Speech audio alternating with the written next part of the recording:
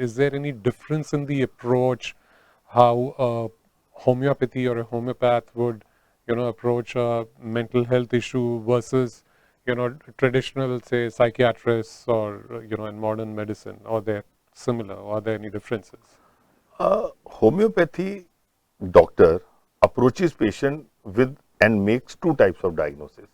One is the diagnosis of the disease, and second is the diagnosis of the patient. Diagnosis of the disease means that what kind of conventional diagnosis you can make, because that gives an idea of what is the background of the disease and how you have to do the general management of the patient.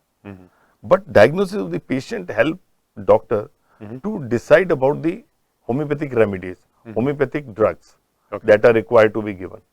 So homeopathic doctor makes two diagnoses in every case, and one diagnosis also helps him in giving right kind of counseling to the patient. I will tell you the intricate process of case taking in homeopathy, wherein you ask from the thought process of the patient, reactions of the patients, his family background, his vertical and horizontal history, his current socio-economic conditions, and how he is responding to that, gives you an overall picture, and that is very, very important for the treatment as well as for maintaining mental health in any patient.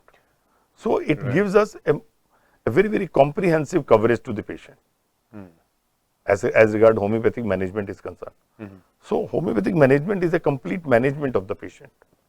It's not related to just one part or one disease of the patient.